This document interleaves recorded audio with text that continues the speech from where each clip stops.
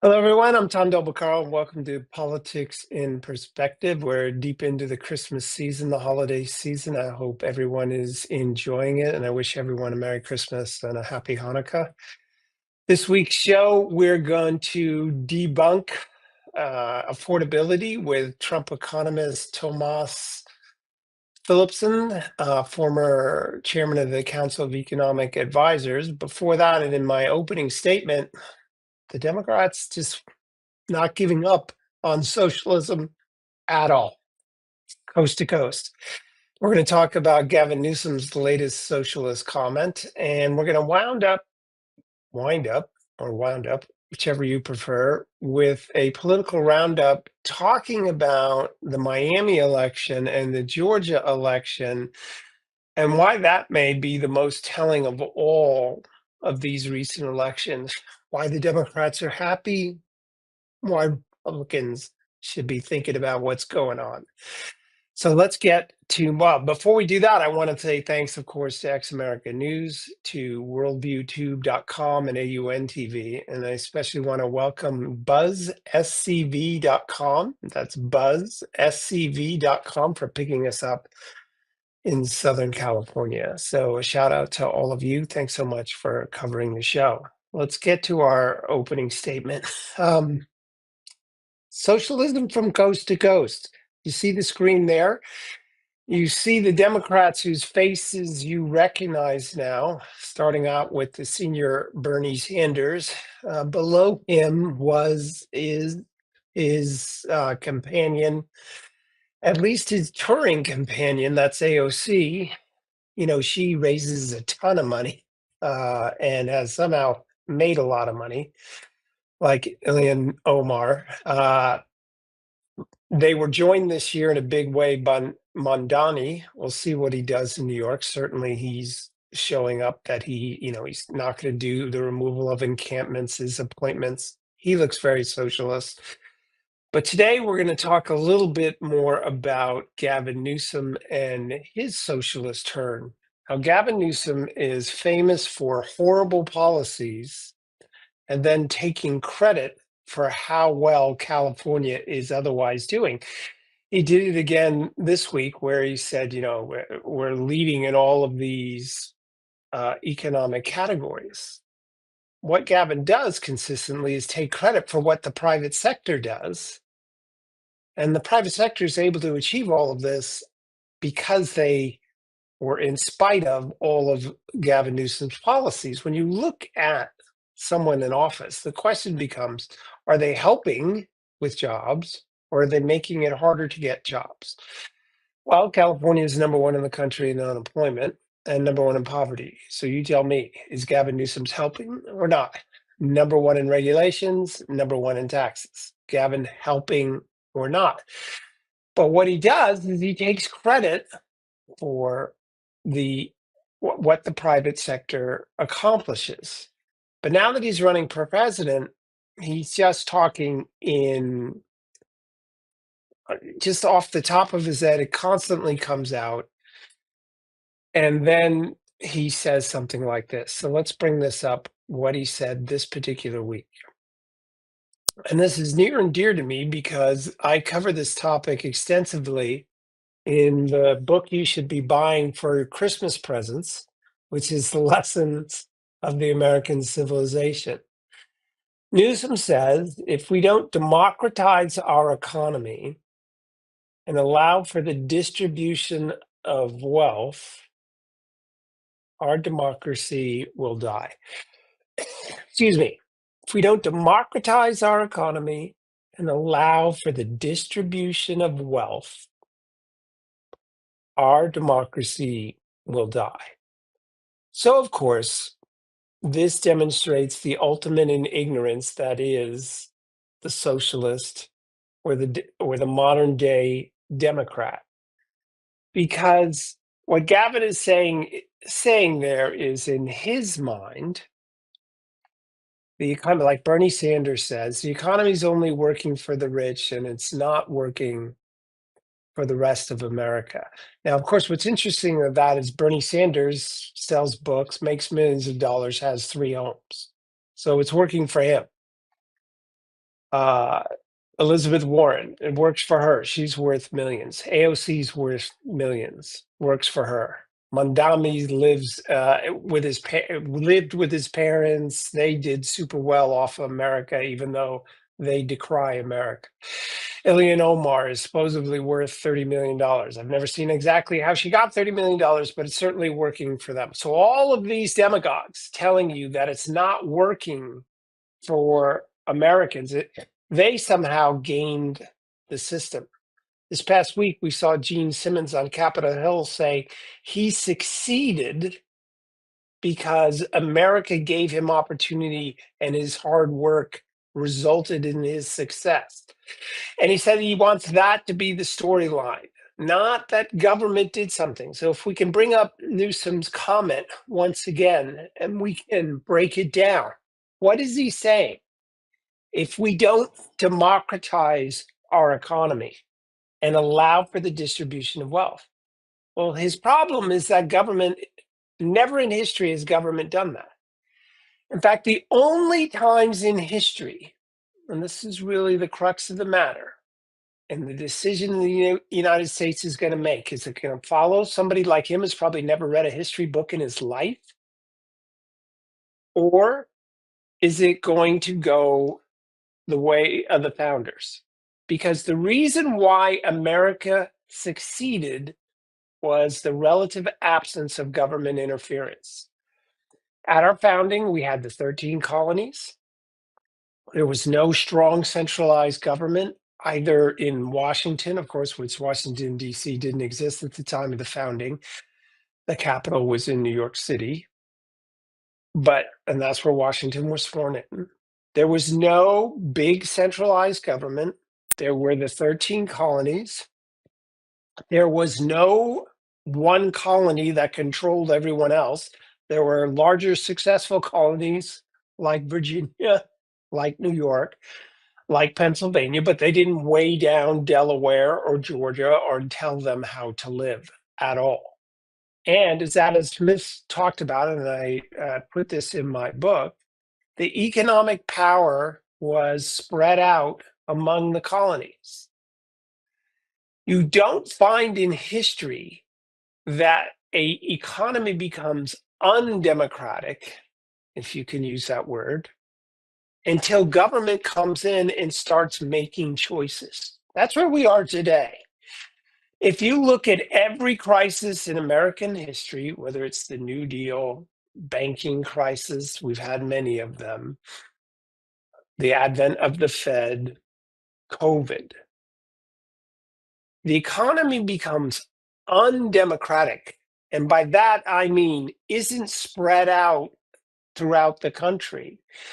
When government grows large enough to award regulations in favor of certain industries or businesses, or actually just gives them money, that's when the economy becomes undemocratic.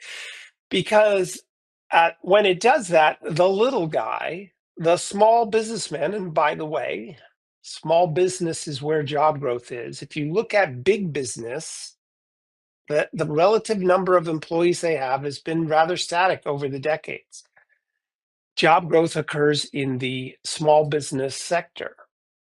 But when the big guy goes to Washington, D.C., whether that's Verizon or AT&T or Big Pharma or Big Food, and they do business with the federal government, and when the regulations come down, they have influence over that, then the economy becomes directed out of Washington instead of directed out of anywhere in the United States. Again, what made the United States so successful in the beginning was the fact that Virginia had almost no influence on Georgia. Even New York, New York City, what would become of New York City, did not have political power over Georgia. Where we are today is that big government makes big deals with big food, big pharma, and in this whole affordability when it comes to health insurance with big insurance companies. The Democrat bill was a great deal for the insurance companies. Their profits and revenues have skyrocketed. Your premiums have skyrocketed too. Because when government subsidizes an industry, that industry raises prices.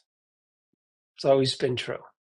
So Gavin Newsom wants to get into government at a higher level, the presidency, so he can start directing winners and losers. He'll decide what industries succeed and what don't. And in the process, we always lose. So governments don't democratize. The absence of government is what democratizes. Then the playing field becomes level.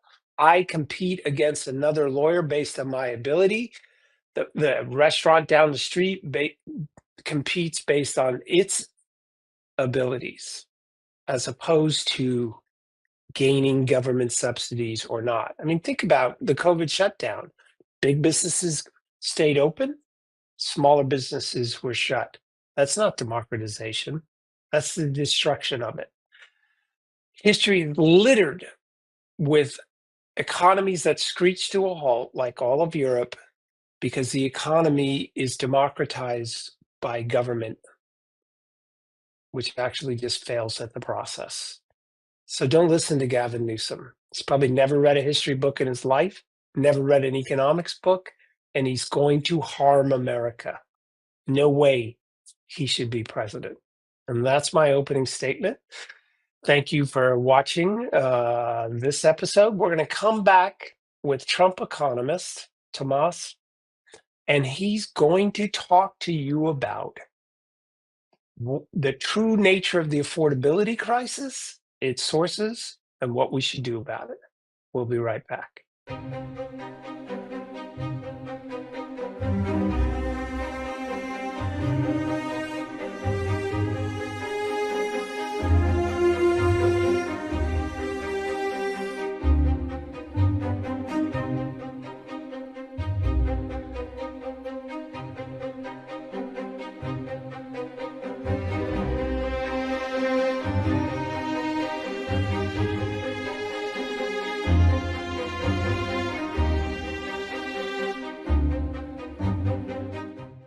Welcome back, everyone, to Politics in Perspective. I'm Tom Del Beccaro. Hope you enjoyed that first opening statement. And now we have our difference maker interview. And everybody's talking about affordability, and it's a real issue. But there's a lot of misinformation out there. So I thought we'd go to someone who probably gets it better than just about anybody in the country, certainly economics.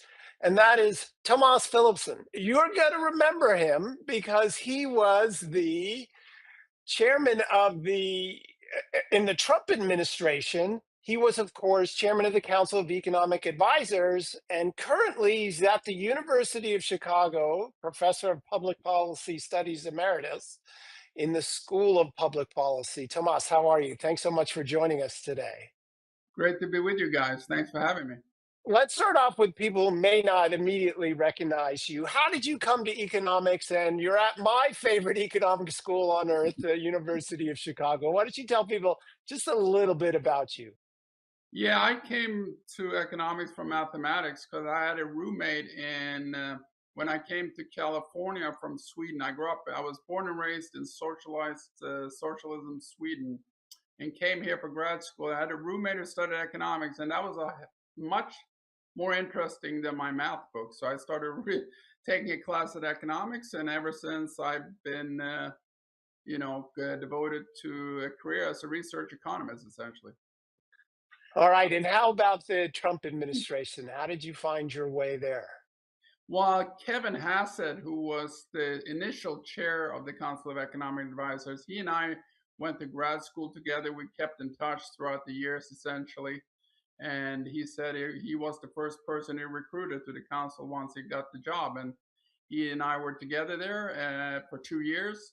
And then I took over after he left as chairman. Now he's looking to be the next Fed chairman, which is even more striking. Yes, it is. Okay, so you came from socialism. You must have a warning for Americans, perhaps, that you could give them now. Yeah, no, definitely. I mean, it's so taken for granted in Sweden, where we had at the time, 60% of GDP was public spending, or something, compared to US, which is about 20. But it turns out that Sweden has changed course much more so than socialists in America want to give them credit to, like Bernie Sanders and others want to point to Sweden or Scandinavia as the role model, even though that role model is turning away from socialism and understanding the problems with it. Yes, isn't it so that the level of public spending has come down dramatically below 50%, and they've also removed things like minimum wage and the like. Is that not true? Yeah, I mean, a lot of stuff that used to be completely publicly produced, such as education and healthcare, are now privately produced, even though it might be publicly financed, essentially. So a lot of things that is happening in the Scandinavian countries is in the opposite direction of what's happening in the U.S. All right. Well, I mentioned the affordability issue. Before we exactly get to that, I want to talk to you about inflation and the cause of inflation.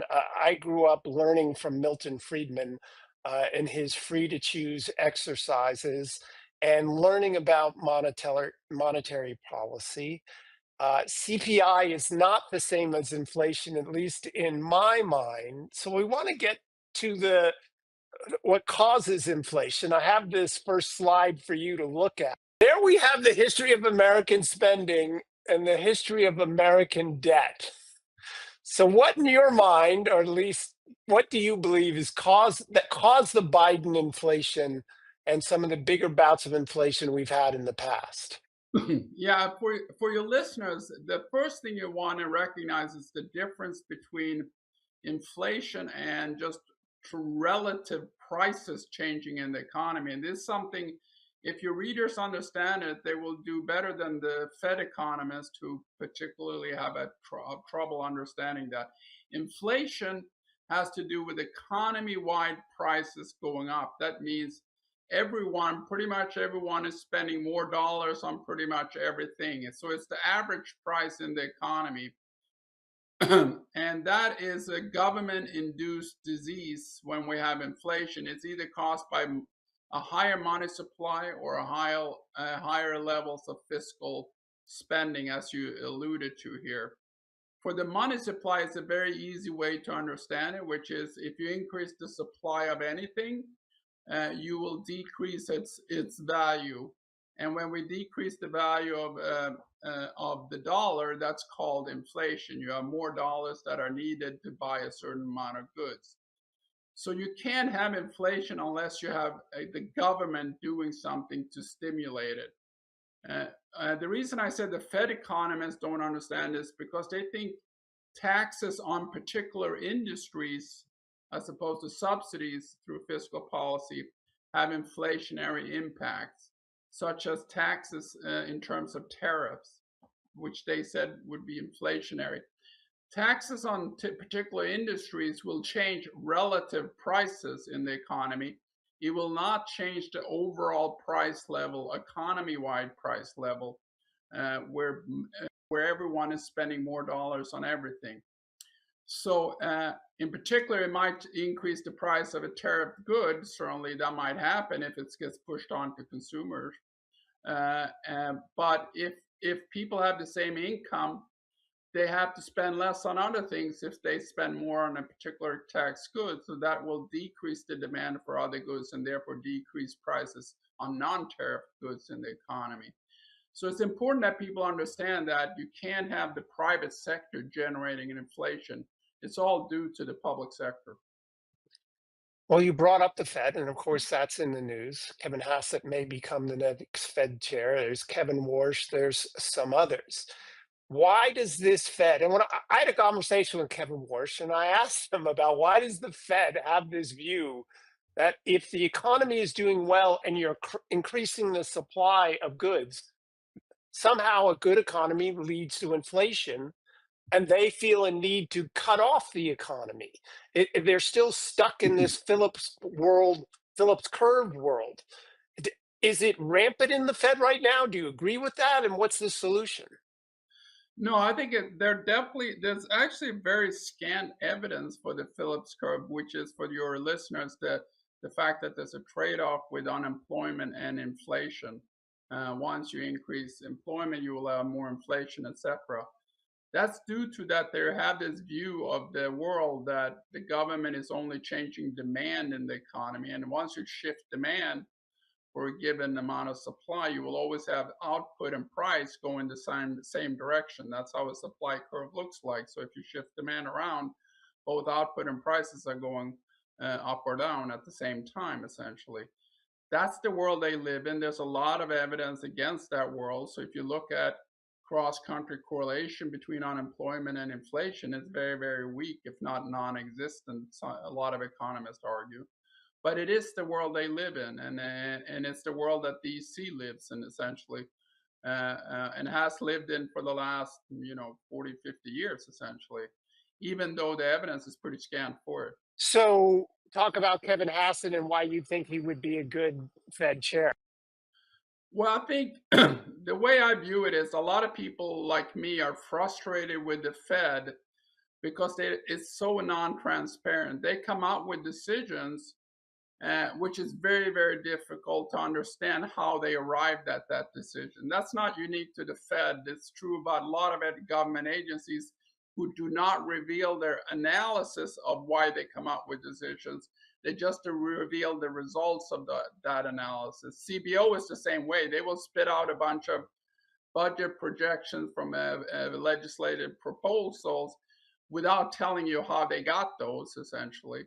And it's the same with the Fed. So I think Kevin is the unique candidate in the bunch that are left, which are very, very few. It's Warsh and maybe one other, that has the ability to, one, understand the economic research that the Fed does, and two, communicate that more transparently to an outside audience in an effective manner. Kevin is very TV savvy and also very good at communicating complicated ideas simply.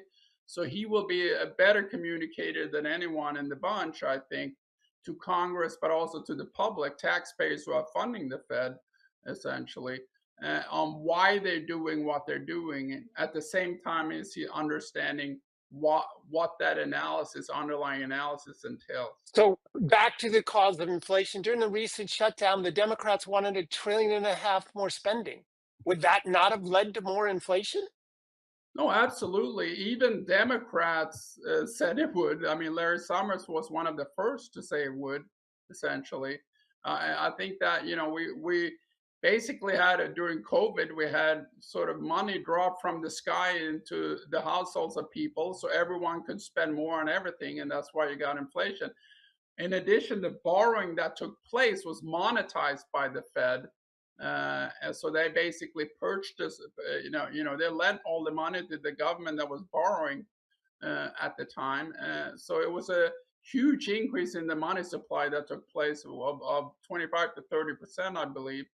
So it shouldn't be that surprising, and it was not unique to the U.S. Obviously, most rich countries had the same policy of massive borrowing and massive spending during COVID to compensate for what I view was a faulty shutdown of the young population in the economy, to basically who were at no risk for the, or not right, very limited risk for the disease, to steer it off from the retired part of the community who was not in the economy, which was the high risk older individual. So if we look at this slide on prices, and I realize that it's politics and they want to blame somebody. Joe Kernan of CNBC said the affordability issue is from the 22% increase in prices under Biden. Full stop. You've seen the charts that show that inflation at the end of the Trump term was very low, and then it jumped up during Biden with the ill-named Inflation Reduction Act. So please, do we have an affordability crisis, and what is the cause in your mind? So affordability has to do not with prices alone, but with the relationship between prices and your paycheck, right? So movie theaters used to cost 25 cents back in our grandparents' days, but it was less affordable then than it is today. What does that mean? That means you had to work longer hours to earn a movie ticket to be able to go to the movie theater. That is to say, your paycheck was less relative to the movie price compared to now, essentially. So it has to do with what economists call real income or real wages, which has to do with how much do you earn after inflation is taken out. And if you look at the real income experience in the first Trump administration, workers gained about $6,000 in real income. In the Biden, they lost $3,000 in real income because wages grew less than prices. And in the first year of the Trump administration's second term, we've gained about $1,500 roughly dollars in real income. So if you take a 4-year term and multiply by the first year's performance, you get $6,000 in gain, which is exactly the number which was the gain in the first Trump administration during the 4-year term, essentially. So there's no question that real incomes have done better during Trump than Biden. That is to say, you still have people feeling the pain, and people feel the pain. You should not question that people are experts on their own pain. They certainly know what they're experiencing with their budgets and with the prices they're facing. I'm less convinced that they're experts on the cause of that pain, whether it's due to Biden policies or Trump policies. They seem to be blaming Trump. And the way I view it is essentially that the Trump administration got a sick patient and they're the hospital, essentially. And now you're blaming the hospital for the patient being sick. And that's not the cause of the sickness. The cause of the sickness was under the previous administration that made things a lot more unaffordable in a real income sense. That is to say, paychecks compared to prices. Okay, so then what's your assessment of the economy today? Is it in this transition from the sugar high of government spending to privatization, as Scott Bessent likes to talk about? And how long will we have to wait to see the real benefits of that? Well, I mean, I think if you look at the economy today, right, it's on the traditional measures we look at as economists as aggregate measures, and that might mask differences within the population, obviously. But if you look at aggregate measures, in terms of GDP growth, we had a 4% growth last quarter. We predicted to have the same next quarter. Inflation is, it's not 2% like the Fed wants it, but it's not particularly high as well. It's coming down to 2%. Unemployment is very low. Retail spending is very robust, essentially. So it is a little bit of a puzzle when you have all those standard metrics of what's going on in the aggregate metrics on what's going on, that there's such bad sentiment about the economy from such sentiment correctly, was present in the financial crisis or something like that. But then you had real issues. You had unemployment spiking, etc. Now, today, we don't have that, but we still have a very strong disapproval by consumers in the economy, and that has to be taken seriously. But it's puzzling given the aggregate data we have. Well, let's talk a little politics because you have to manage people's expectations. Trump talked about bringing prices down. Yeah, oil and gas prices you can seem to affect. Egg prices, as you mentioned, supply and demand and supply chains can have an effect on individual items. Did Trump sort of oversell his ability to bring this down? People talk on the left, oh, well, you need a recession to kill off the demand and then prices come down. Or are we in this phase where it's going to take some time where prices remain relatively stable, wages jump up, but will that be in time for the midterm elections? I mean, if you look at inflation, certainly inflation has come down with the second term of the Trump administration. Price levels never come down, right? I mean, it's very rare that we have decreased prices, deflation in the overall economy in the U.S. at least. So if you look at the growth of prices, we slow the growth of prices certainly compared to the Biden administration. Have we stopped the growth? Have we slowed the growth of prices enough? Apparently not, according to consumers. So that's a real concern, I think. But it has brought down energy prices. There's a lot of food prices that have come down. If you look at the price that increased the most during the Biden administration, and this is typical for sort of Keynesian policy, is that the price of credit was by far the largest inflationary item in the economy. If you look at mortgage rates going from 3.5% to 7%, that's a doubling of a mortgage check every month. That's 100% increase in the price of credit.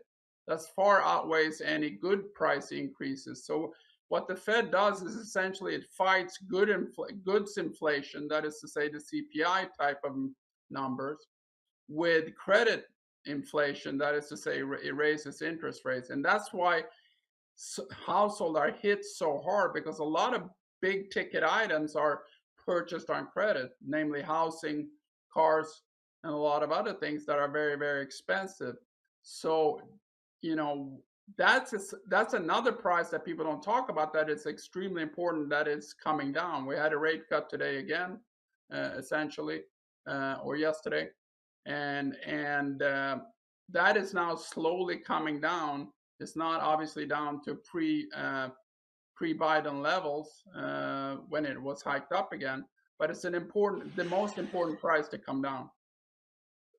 Well, you mentioned the Fed, and you'd be alluding at what Besson talks about Wall Street versus Main Street, where the Fed seems to be a good deal for Wall Street. But if you're not in Wall Street and you're living on Main Street, there's that problem. So back towards the end of 2017, when I was helping Steve Moore on communications with the Trump bill, I said when a bill like this, the size of it, it takes about 6 months to take full effect.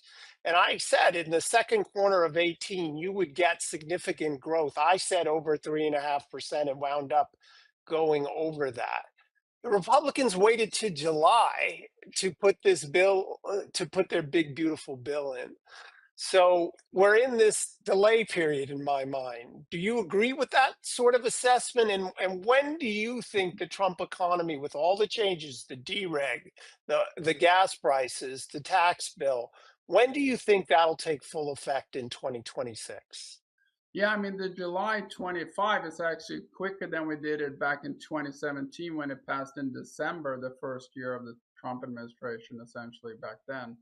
So it's half a year earlier than when we did it. So hopefully, my sense is that this 26 is going to look very, very good. I think we're going to have a lot of positive forces that are taking place now.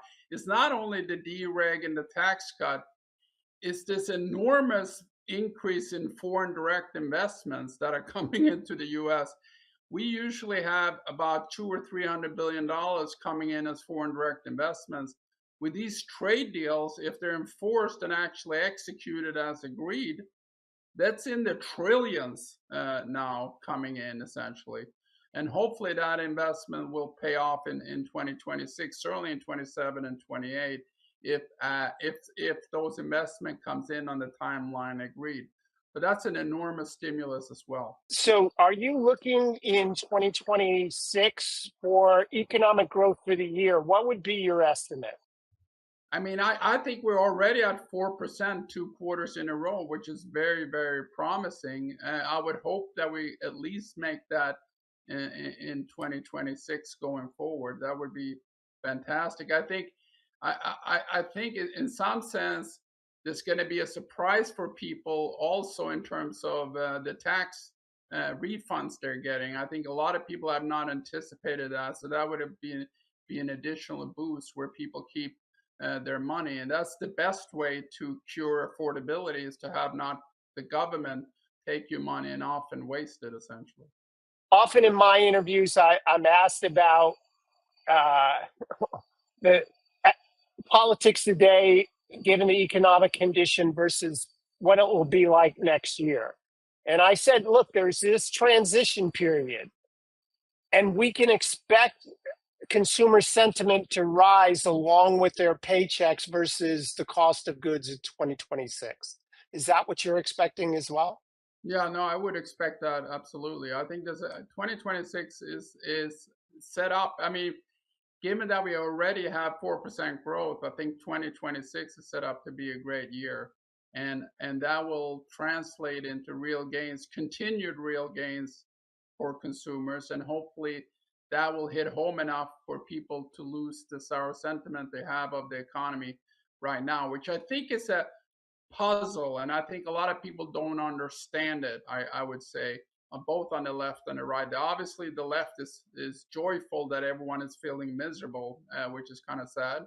Uh, but I think even on the right hand, on the Republican side, people see these common statistics like I discussed about the economy, but yet people are not feeling happy, and that's a little puzzling. Okay, as we wind up this interview, what wisdom can you give the younger generation about socialism? And the EU has had what, essentially 0.1% growth for the last 20, 30 years, right? Very little growth. Spain had unemployment in 2013 among youth in the above 50%. What wisdom can you give the younger generation who's told that it's fair and people need to be equal? But does innovation occur in Europe versus America? What wisdom can you give them? Well, I think the real issue is that many people on among democratic socialists or otherwise, or the professors in the universities who are teaching this stuff, is that they feel that fundamental problem they feel is that rich people don't help the rest of the people in the economy enough. And that's a complete misunderstanding of how an economy works. The only way you get rich in an economy is by helping other people. That is to say, you sell something that they value more than they're paying you for it, essentially. And if you look at the economic estimates of how much producers get of the value they create for consumers, it's about 5% on average. So whenever you are out there becoming a billionaire, that means you generated, 95 billion in value for consumers essentially. So you help a lot of other people by becoming rich. So that's the misunderstanding which the socialists don't get, that we are basically should be applauding all the billionaires because once they become billionaires, that means they generated far more in value for the rest of us essentially. And their fair share, they're generating by their blood, sweat, and tears. 95% of it goes to other people. That is to say, consumers. So that's a pretty fair share of your effort going to others, in my book. Okay, one last question. Before the automobile came around, people had no ability to think that it would someday, that industry would be some 20% of the economy. The same could have said in the before computers, right? Now we're talking AI. Will AI follow a similar model, creating industries and rich people that we didn't imagine? Or will it be as disruptive as a lot of the Malthusians seem to think on the left? No, I mean I think it's a big misunderstanding. Let's take agriculture. Agriculture used to be our entire economy. Agricultural economies existed before we had industrialization. So most of our GDP, let's say 95% of our GDP was in agriculture. Then there was an enormous productivity gain in agriculture, so that today 2% of our population produces enough calories and food to make us obese, as opposed to everyone producing food in the past and we were starving.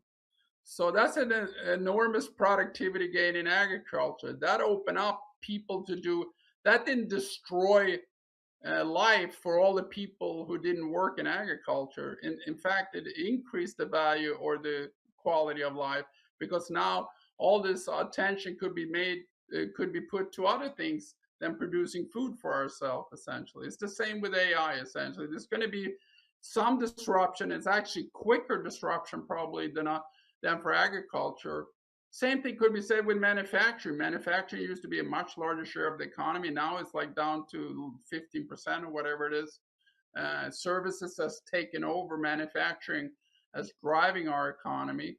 And it didn't hurt people, it helped people, essentially. And it's the same with AI. It's going to be a quicker change with AI, potentially, but it's going to be enormously productivity enhancing. It's going to therefore increase wages, and because you typically get paid more the more productive you are. But also, it's going to have people do other the mundane things they did with creating spreadsheet or whatever it was, and that AI is now going to do for them. It's going to be devoted. That time is going to be devoted for other things. That's going to make us even more happy than we were doing all the mundane stuff that AI is going to be doing for us. So I'm very, very optimistic. It's a great thing coming, and I can't wait to see what happens. Okay, on that same note, before I let you go, let's go back to where we were, affordability. I've always believed that we haven't been able to measure the productivity, all of the productivity gains of the computer age. We underestimate that, and that keeps inflation down. Is that something you agree with, or what's your thoughts on that? I think this, you got to separate from lower cost of producing something, therefore gets translated into lower prices through competition, usually, essentially. But that's true in any industry, right? That the real cost of producing something goes down over time, unless it's just pure labor or service. But goods producing industries, the reason manufacturing is such a small share of GDP now is because we've gotten so good at it that it's cheaper and cheaper to make these goods, and therefore prices for them are coming down, essentially. So that increase of innovation that drives down costs are essentially lowering, the cost of production and therefore prices in every industry. That's different from inflation. Inflation, like I said, is an increase in monetary or fiscal policy. So you can have this type of innovation reducing resource costs in an economy, but still have inflation because you have huge increase in money supply, like you did during COVID, right? People didn't stop innovating during COVID to make things cheaper. It was just that the money supply effect dominated the reduction in resources it took to make certain goods. So I agree. Computers have greatly increased our productivity, which is the same thing as saying lower production costs. Essentially, I don't know how well it's measured or not into prices, but that's a different effect on prices than what inflation is. Yeah, I'm sorry I was unclear with that. I just think we haven't captured the productivity gains that we have from the computer industry. But we've run out of time. Tomas, thanks for the professor in you. It drives me crazy that people don't know more, but then again, I understand that. And I appreciate your approach to this. So thanks so much for visiting us today. And maybe we'll have you back in like 6, 7 months when this economy is humming. And then your predictions, you can take credit for your predictions. How about that? Hopefully, yeah. You can have me back even if I'm wrong. So, All right. Thanks so much. Continue to enjoy the holidays, and we'll talk to you again. We'll be right okay. back on Politics and Perspective.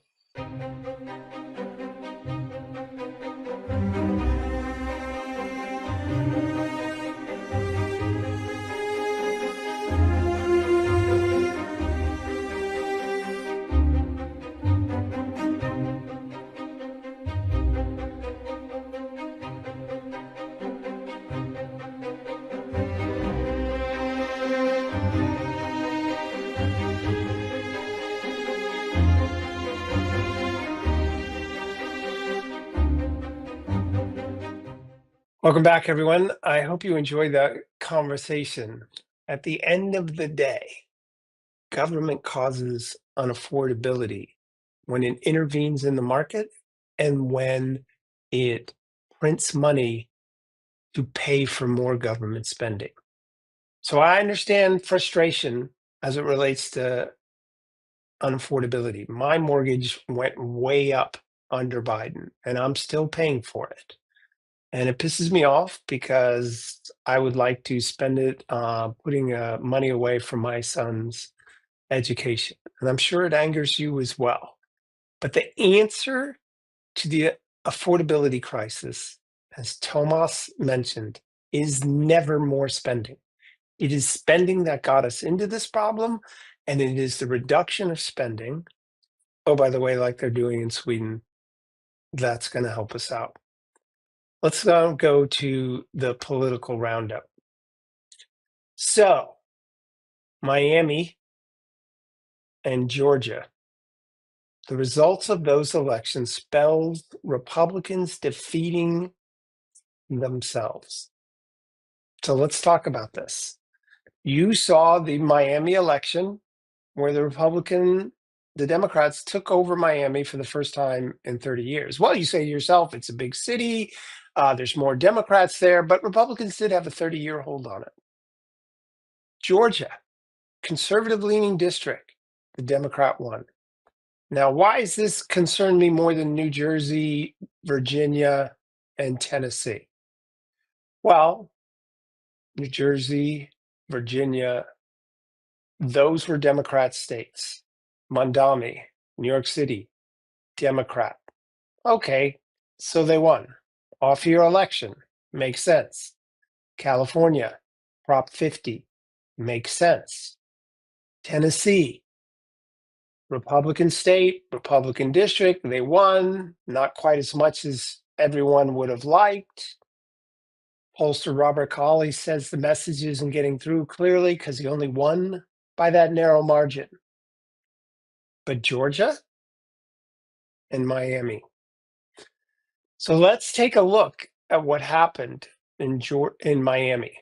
If we can bring up this graphic again, first time in 30 years. So is that the story? Or let's look at the real story. In the city of Miami, there's 174,000 and change registered voters. Ballots cast, 37%, 37,000, sorry. Voter turnout, 21%. 21%. So why did the Republicans lose this? Because the Republicans didn't vote in that election. Pure and simple. They sat at home. Now, why did they sit at home? We'll talk about that in a minute. Georgia, same thing. The Democrat defeated the Republican, flipping a Georgia State House seat, flipping it with 50.85% of the vote, and the Republican got 49.15. But also, there was a low turnout. In fact, November 5th, Prop 50 in California, very low Republican turnout, even though there was a large turnout among Democrats. Democrats have won something like 200 something out of the 240 seats that have been up since November. They're crowing about that. Now, look, the economy is transitioning. We talked about that with Tomas. 2026 is going to be a better economic year. I am confident in that. But nevertheless, it is now a pandemic among Republicans that they don't go out and vote.